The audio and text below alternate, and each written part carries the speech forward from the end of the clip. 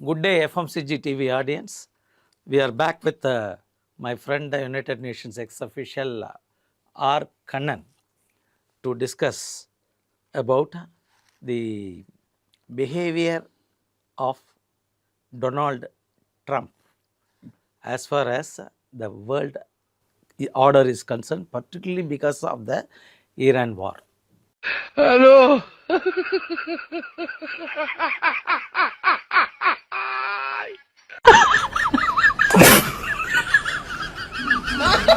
Hello.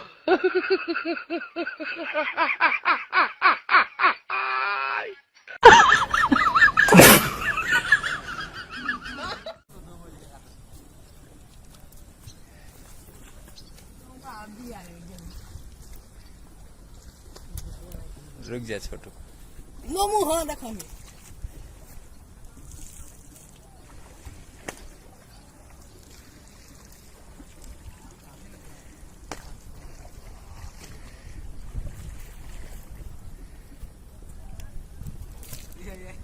ओ हो आ गया मांडो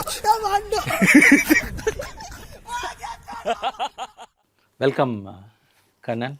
Thank you, Ganesh. Let us have a very nice view and perspective about, because the most of the, including his friendly nations, the so-called friendly nations, NATO, have started hating him. They are now coming outright and telling, we will not support you in this war. You have taken a call about the war. Why should we come? Countries like Japan has told. So I thought this is the right time to have your perspective and your opinion about this, because you have been very, very elaborately studying, and you are one person who have served in the United Nations, particularly on peaceful missions. Wherever there were conflict, you have been sent there to sustain the peace developed by the world. So with that sort of experience, kindly enlighten the FMCG TV audience why Trump is hated now by the world leaders. Because he is not a consensus builder to begin with. He is a very unilateral man. And during the first term, when he was president, and again during the second term, he has taken decisions without consultations, even informal consultations. And his stand has been at variance with the Europeans, has been at variance with the other countries. So the moment he took over this time, he actually really antagonized a number of states by imposing tariffs on them for import tariffs. And some of them were ridiculous. Ridiculous. Okay. So then he backed off after the Chinese shot back.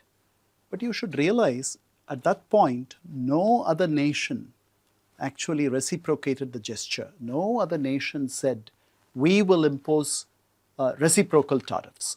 They were very careful because they didn't want to antagonize the world's particularly Trump, most not powerful, America, Trump. most powerful individual and the most unpredictable individual, Pope. So they kept quiet. When he said Canada should be the 51st state of the United States, Mark Carney, the new Prime Minister, didn't say much. He didn't say much. He said we can buy Canada, we can buy Greenland, etc.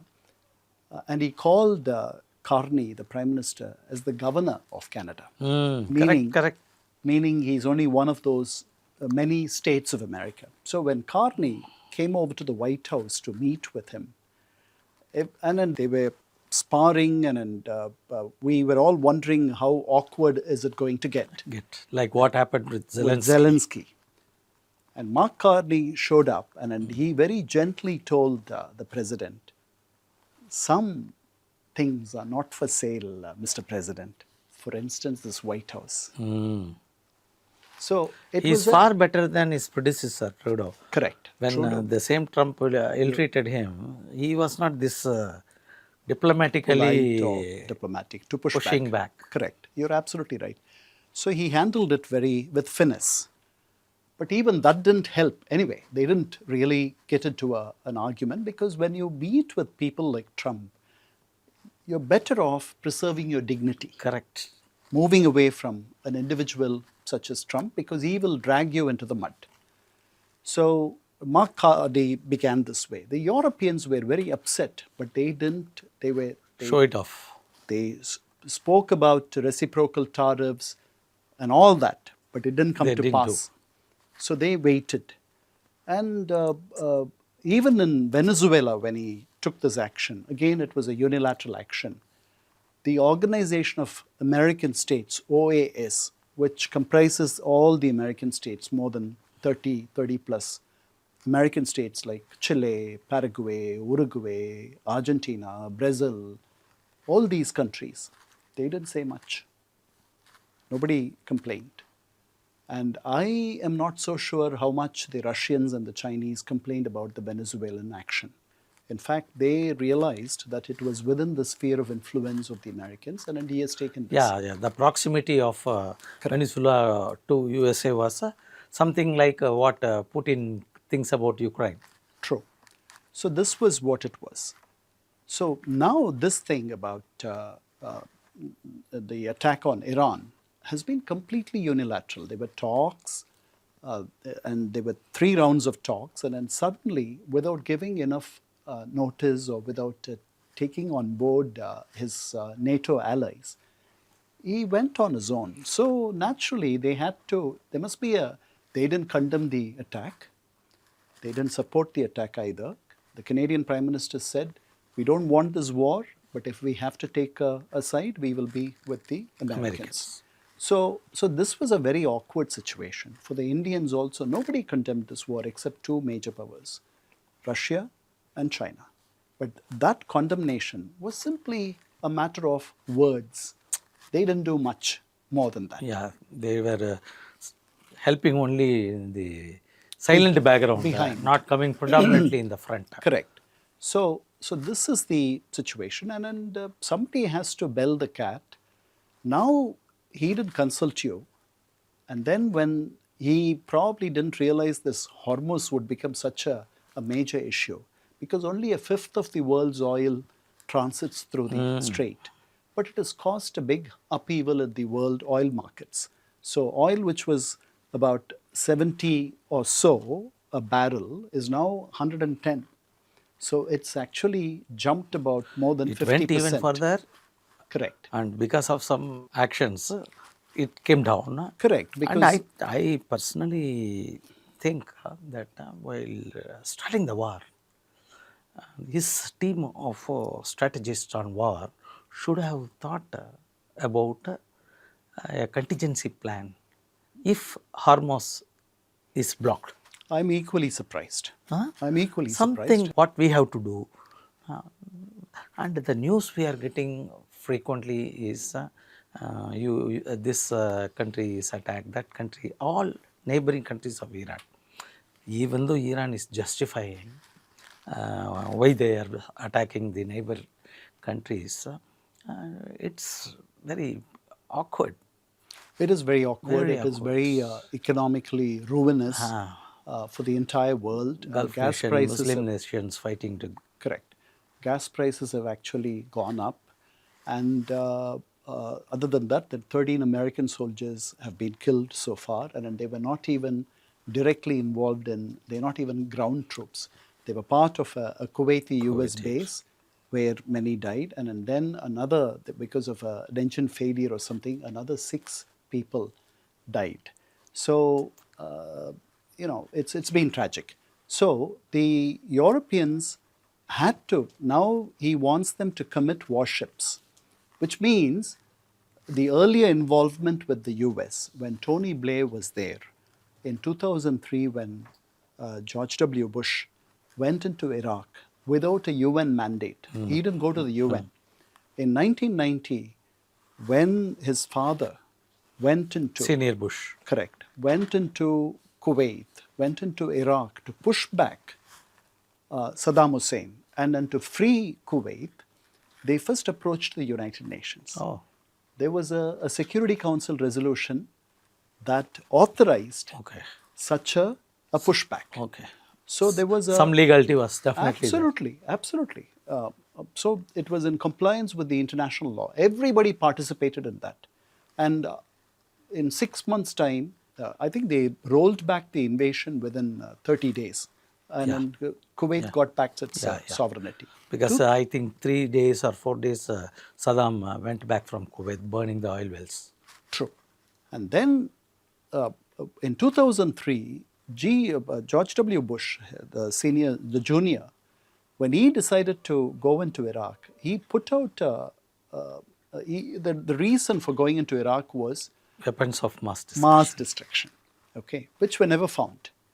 So therefore, it was on shaky ground. I mean, I don't know what intelligence they relied upon, why they did this, because Iraq became a mess.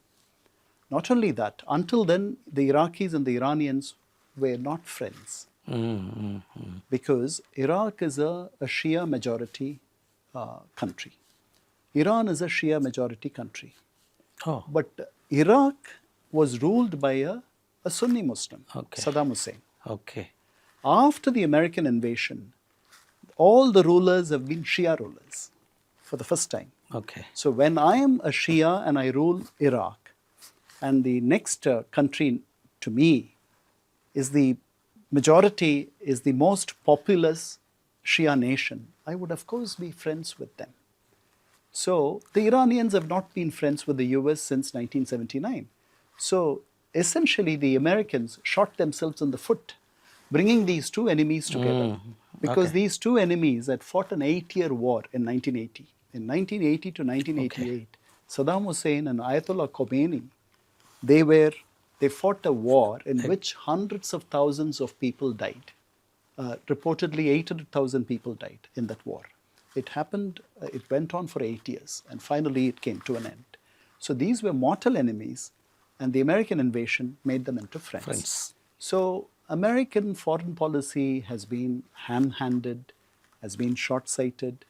It doesn't think, it doesn't have a far-off vision. So Trump, from the time he has taken over in these 14, 15 months, the kind of things that he has said, he has roiled the share market, he's roiled the markets, he's dismissed a lot of people because of Elon Musk, when he brought Elon He has disturbed the world order, particularly the United Nations, International Court of Justice, whatever is there, to give some kind of democratic view about the world behavior. He has disturbed it. He has. There is no international order for Trump. He that's has not introduced correct. a Trump disorder. The Trump disorder is the order of the day. And what will control him? What is the ceiling for his action? He has said, my own mind. My own mind and my own sense of morality.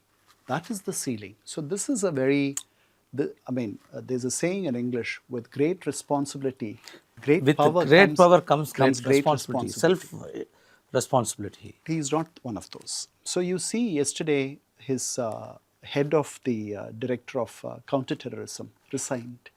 But I think that may be a stunt too. Okay, why do you say that? See, the Democrats and many Americans, he is now on the wrong side of the Americans also. No? Trump has not been, he's not at all a popular leader now within America. So I thought even the Republicans would like him to go. That is the way he has conducted himself in front of the camera. There are so many treacherous people who have been in the history, but good in front of the camera. Correct. But this guy is horrible in front of the camera also. I haven't thought about it the way you have mentioned, that it could be a scapegoat, it could be a small price to save his image. That could be, but he has written a very harsh letter. Joseph Kent, the head of the director of counterterrorism center within the Department of National Homeland Security, he says a few things. He says, firstly, this war has been caused by Israel. It's not our war. The Israeli lobby and the Israelis have misled you, have misled President Trump. I have fought 11 combat. I've been involved in 11 combats, Kent says. Ken says, as part of the American army. He's Okay. okay. Fair enough for him to have A view. You're right. And then he says his wife died in 2017 in Syria because in the civil war, and she was part of the American Army. She passed away, and then he says the civil war in Syria was again a creation of the Israelis. Okay. Then he says, we have sacrificed a number of innocent soldiers, American soldiers, needlessly. In good conscience, I cannot stomach this war. So these are very harsh charges. See, everybody has to substantiate some. Correct. But the way you are telling what he has expressed, it looks fair enough too. So Trump's response to that is, he said he was weak on security and happy he left. So this is his response to Joseph Trump, Kent. yes. Yesterday, there was a congressional hearing, Congressional Intelligence Committee hearing, and then they asked Tulsi Gabbard, who's the Director of National Intelligence, she and her subordinates, the Chief of CIA, the Chief of FBI, Chief of CIA John Ratcliffe, Chief of FBI, a man of Indian origin, Kash Patel, they all testified before the Congressional Intelligence Committee. And Tulsi Gabbard was asked, she had a statement before the interview, before the testimony began. She read the statement. She left out a paragraph. In that paragraph contained a line where it said, after the June 2025 attacks on the nuclear sites of Iran, their nuclear capability has been completely obliterated. And then there's another line which says, they are not rebuilding it. So one of the members is asking her, why did you leave it out? Is it because you don't want to disagree with your president?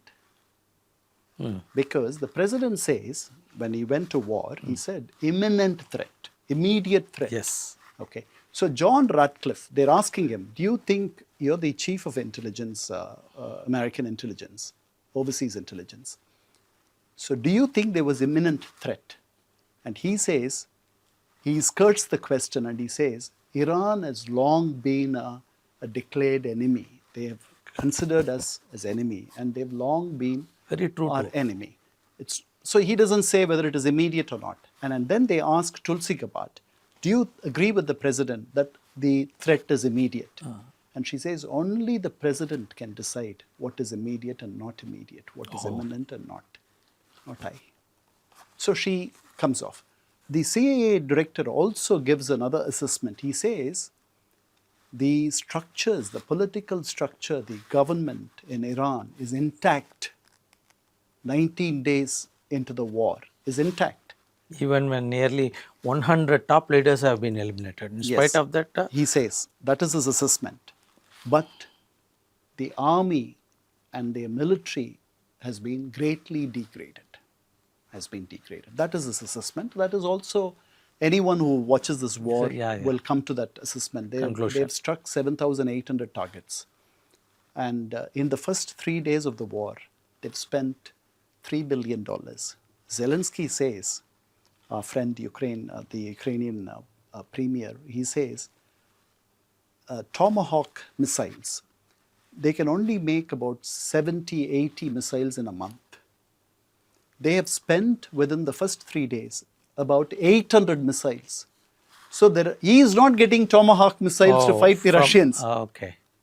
So the greatest winner in this situation is President Putin.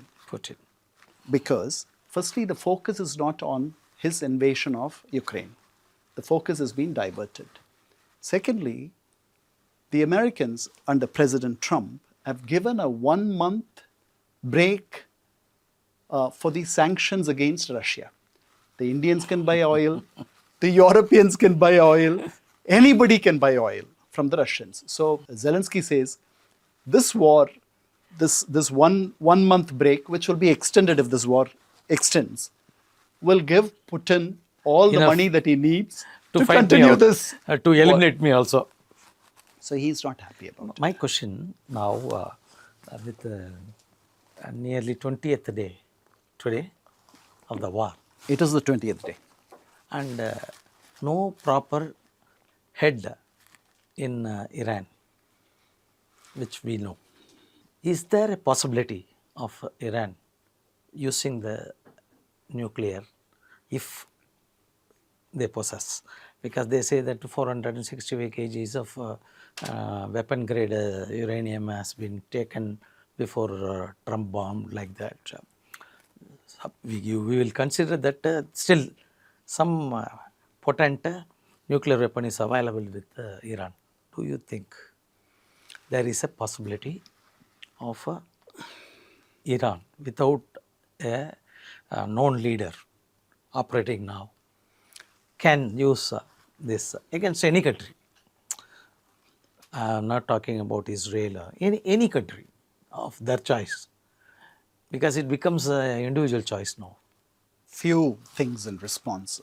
Firstly, it will take them several months before they can turn the nuclear material that they have Into weapon grade. nuclear heads. So if they want to do it, it will take some months. Secondly, after the 12-day attack and after the bunker-busting bombs were thrown in Isfahan, Natanz, and Fordo, the experts believe that a sizable section of the uranium that has been enriched up to 60% is buried deep underground with the concrete of, because of the attacks in Isfahan. Some of the uranium could be in Natanz. Okay. Okay, we don't know exactly where they are. And the aerial satellite pictures clearly show that they have not dug it out because they're being monitored every second by American satellite and intelligence Chinese community. satellite, Russian satellite, everybody will be So the monitored. Americans are pretty sure that it is there, but they don't have it physically.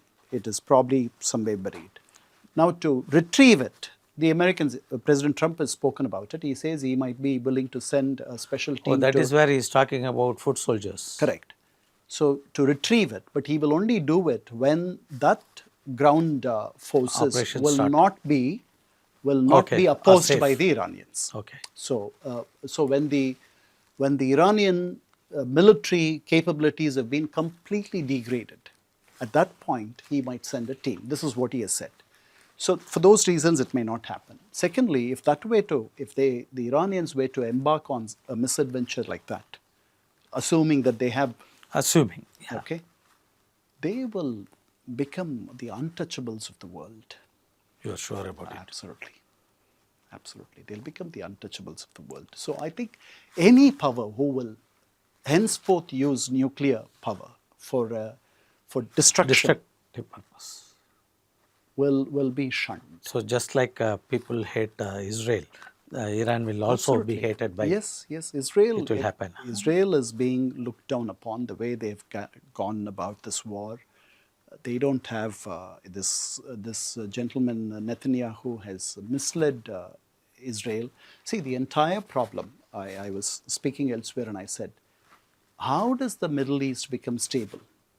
To a large extent, the answer lies in the Palestinians getting a state. Correct. Once they get that, Things Things an will- order can be thought out. correct. So this is where we are. And we, the Indians, are also in a very difficult What position. advantage they will have for the benefit of the viewers if they become a Palestinian becomes a state, which is not now as per the UN. Because What benefits they will get than what they have now? firstly, What they are lacking because of no Statehood. statehood. firstly, they are living under occupation. Their masters are the Israelis. Oh, Okay. They have a Palestinian Authority passport, Under that- Israel control only. Yes, everything is under the Israeli control. The Hamas controlled, Areas. I shouldn't say occupied. Hamas controlled areas in Gaza, and the Palestinian Authority controlled West Bank. They're both under the sovereignty and jurisdiction of the So the Israelis. currency is Israel currency they are using. Possibly, they could also use Egyptian, but that is within. For them to leave anyhow the you borders, require some money to they sell. can. So they don't have to use the shekel. They can do without the shekel. They can use Egyptian dinars or something else. That is their problem. But for them to leave Gaza or the West Bank, they cannot leave without Israeli visas. They cannot come back without Israeli visas. Oh, their movement is Absolutely only through restricted. the Israel. They are caught in this enclave that is completely controlled. The borders are completely sealed off by Israel. Number one. Number two, so they will get their freedom. They will be free from occupation to begin with. They were part of this land from the 7th century onwards. So essentially they'll be their own rulers, self-rule. Okay, nothing like Swaraj. So they will reach that. Secondly, they'll be masters of their own destiny. Now they are not masters of their own destiny. There's no economy. After the war, But they have a president. they have a president. He is powerless. It's a rentier place. When I say rentier, it's a place where it stands not on its own feet. It stands on foreign aid from the European Union Okay. and from the Arabs and from the Americans. Otherwise, it can't be on its own. It can't pay. But see, the entire world funded Palestine, Gaza. It's a corrupt place. Lot of It's a money corrupt has been place. poured in, but that money did not reach the people. It's one of the They most. dug so many underground tunnels, which only the oldest civilization did to some smaller extent. I think we need to talk further in our next episode in length about this. And whenever there is a destruction, Okay. after the destruction is not permanent. After the destruction, there will be construction. Correct. How does India stand to gain out of this reconstruction? We will talk about it in our next Absolutely. upcoming episode. Thank you, Kannan.